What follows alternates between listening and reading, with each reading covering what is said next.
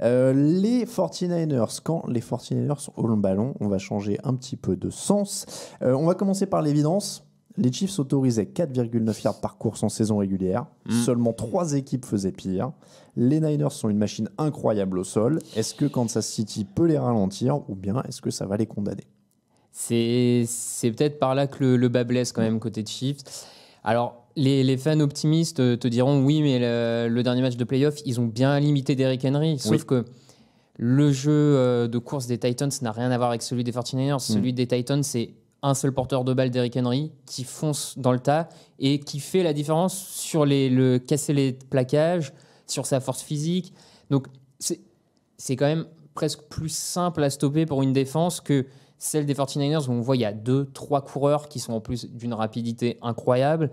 2-3 coureurs et avec surtout les appels de jeu de Kyle Shanahan qui permet aux joueurs de profiter de trous, de gaps, comme on dit. Moi, je crois que c'est ça la vraie différence. Qui divergent en permanence. C'est qu'il n'y a pas de tout droit du côté des 49ers. C'est que tout d'un coup, tu vois des jeux. Le left tackle passe sur le deuxième niveau pour bloquer un linebacker et pendant que et voilà. Et cette capacité à varier les schémas offensifs dans la course, ça n'a vraiment rien à voir avec ce que proposaient les Titans. Et à mon sens, c'est beaucoup plus dur à bloquer pour les. Et surtout là où j'ai peur pour les Chiefs, c'est leur escouade de linebacker, de middle linebacker, inside linebacker, qui me semble pas spécialement capable de suivre tout le jeu au sol des 49ers et d'être des machines à plaquage et des très bons. Tu vois, il n'y a pas un Bobby Wagner, il n'y a pas un Luke Kuechly qui a cette vision du jeu, de la course adverse. Et j'ai peur que là-dessus, sur ce jeu au sol, ils prennent assez cher. En termes d'expérience, t'as Terrell Suggs, mais qui est plus un pass rusher. Bah oui, en plus, tu vois, c'est ça. Au sol. C'est là où je me dis, ça va vraiment. Là-dessus, ça peut être une vraie clé du match et ça pourrait permettre aux 49ers de contrôler le ballon, laisser Patrick Mahomes. De toute manière, t'as tout intérêt à laisser Patrick Mahomes sur le banc. Oui.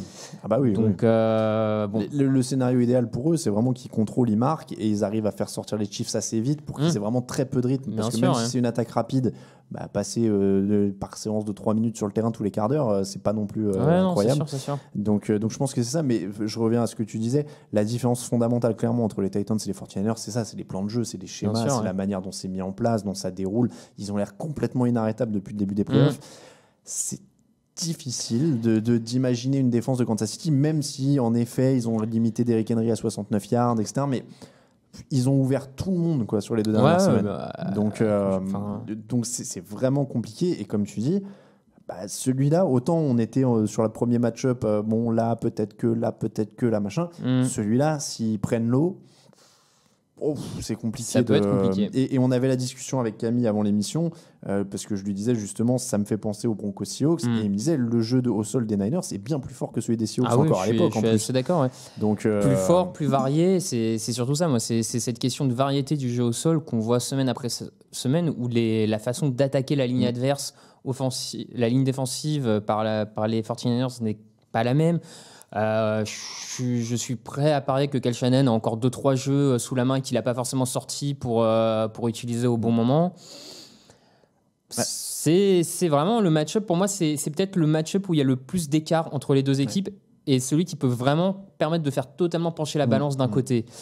Et d'autant plus que si les 49ers, et tu le disais tout à l'heure sur l'importance de la red zone et tout, c'est que si les 49ers remportent ce match-up-là, ça veut dire que Kansas City, quand il a le ballon, il faut marquer un touchdown à chaque fois. Il n'y a pas le choix. Je veux dire, ça sera ça, parce que le peu de temps qu'ils passeront sur le terrain, ils devront le rentabiliser. Donc, ça peut être, comme tu dis, le truc qui fait par contre plier le match d'un côté totalement. Si ça doit être déséquilibré, ce sera a priori sur un scénario. Oui, moi je pense que c'est le plus déséquilibré. 49ers en attaque. Je rappelle les stats comme tout à l'heure pour les 2 autres équipes. Les Niners en attaque, 2e sur les points marqués, 4e sur les yards gagnés, 13e sur les yards à la passe, 2e sur les yards au sol. Donc là, on voit la physionomie dont on a parlé. C'est du yard au sol d'abord, on établit, et ensuite on distribue à la passe aussi. On va en parler. La défense des Chiefs, 7e sur les points encaissés. D'ailleurs, c'est assez marrant. La défense des Chiefs est meilleure sur les points encaissés que celle des Niners. Je m'attendais pas à ça. Ils finissent très très bien la saison, les Chiefs, de mémoire. Sur les 6 derniers matchs, ils encaissent 11 points de moyenne. Je vérifie si je dis pas de bêtises. La défense des Chiefs, c'est 7e sur les points. Oui, c'est ça, ils sont 8e, les Niners. Ils sont juste derrière.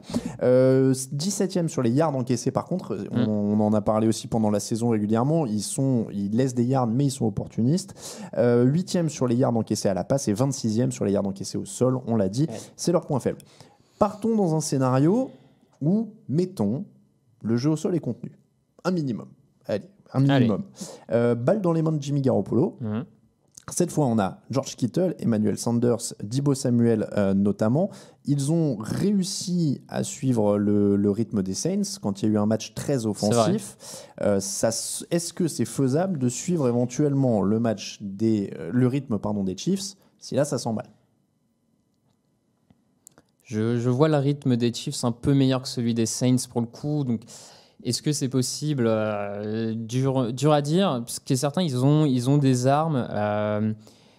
Parce que Kansas City n'a peut-être pas tant d'armes que ça dans le backfield défensif. On l'a dit, il y a Tyrann Mathieu, qui, à mon avis, va peut-être se concentrer un peu sur un Kittle, bien le surveiller, parce que je ne suis pas sûr qu'il y ait tant de joueurs que ça du côté de Kansas City capables de le prendre. Mais après, on rappelle que Thornhill, l'autre safety, qui était bon en couverture, est blessé. Tout à fait.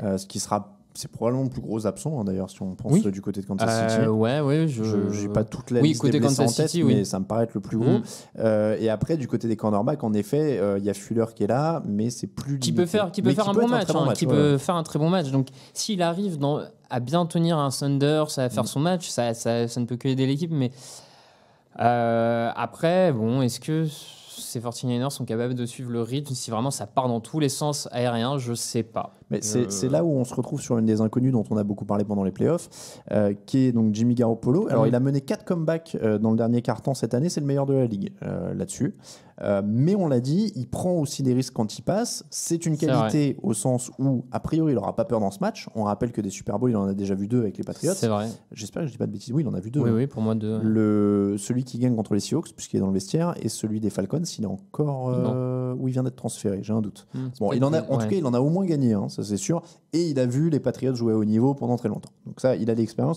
Donc il n'aura pas peur. Après, on met dans la balance, comme tu le disais, il y a Tyrann Mathieu qui est un joueur très opportuniste. Il y a Terrell Suggs qui est un joueur d'expérience qui peut arracher un fumble, qui peut arracher une interception. Il y a Frank Clark, Chris Jones. Il y a quand même des playmakers de l'autre côté. Et j'allais te dire Chris Jones qui met quand même beaucoup de pression à l'intérieur de la ligne, qui va jouer blessé, mais il va donner tout ce qu'il a. Et il faut quand même rajouter que, a priori, la faiblesse sur la ligne offensive des Saints, c'est l'intérieur de la ligne. Avec des 49ers, pardon. C'est cet intérieur de ligne avec un Weston Ridgeberg qui a été blessé toute la saison, qui n'est pas là. C'est peut-être aussi le point sur lequel tu peux aller chercher Garoppolo. Donc, avoir Chris Jones au milieu de cette ligne peut être une bonne nouvelle côté Chiefs. Je rappelle les match-ups d'ailleurs. Kendall Fuller, donc on l'a dit, Bachot de Breland, Charvarius Ward, Daniel Sorensen et Tyrann Mathieu. C'est les titulaires actuels. Donc, ils se retrouvent face à Kittle, Sanders, Samuel, Pettis et Bourne, qui sont aussi plutôt bien utilisés. Là, ça fait partie des grands coachs comme Shanahan qui savent en gros mettre en valeur à peu près tous leurs receveurs. Samuel est à surveiller d'ailleurs, Deebo Samuel, 2 courses pour 43 yards contre les Packers, en plus de 2 réceptions pour 46 yards. Donc il y a peut-être un peu moins de monde au niveau des cibles parce que Kansas City c'est une des références, mais ça semble quand même assez fort parce qu'il y a le jeu au sol pour équilibrer et donner de l'air à tous ces receveurs-là, avec un excellent coordinateur. Donc ça peut aussi être une attaque quand même performante, qui produit beaucoup de points, et en plus qui est vraiment face à une défense des Chiefs qui vit par les turnovers. Enfin, tu l'as répété les stats. On se rend compte quand même semaine après semaine, on s'est rendu compte que cette défense des Chiefs, c'était déjà un peu le cas l'an dernier, ça l'est toujours cette année, a besoin du turnover, d'un momentum pour casser l'adversaire. Et ils vont prendre des yards. Donc les 49ers vont, à mon avis, avancer effectivement pendant ce match. Et c'est la capacité des Chiefs à créer le petit turnover qui risque de faire la différence.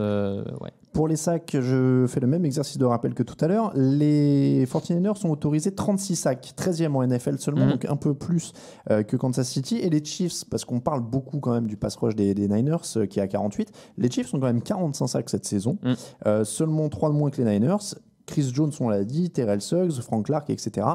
On ne va pas se répéter parce qu'on vient de le dire, mais ça peut provoquer des erreurs. Et ce pass rush, il n'est pas non plus à négliger du côté de Kansas City. Il n'est pas aussi fort et aussi glamour que celui des Niners, mais il n'est pas à négliger. Il n'est pas à négliger. Il a un poil plus d'expérience que celui des 49ers. Aussi, c'est vrai.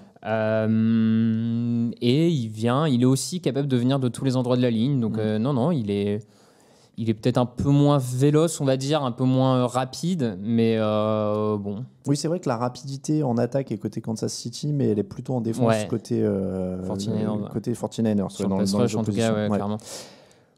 Qui gagne cette opposition? Même question que tout à l'heure. L'attaque des 49ers ou la défense des Chiefs? J'ai l'impression que les deux attaques gagnent. Ouais, je vais dire l'attaque des 49ers, mais bon.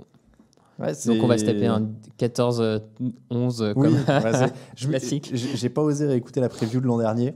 Ouais. Mais je pense qu'on avait dû dire qu'il y aurait des points. Ouais. On avait le Rams Patriots qui a fini à 13-3 là. Beau, ça faisait mal.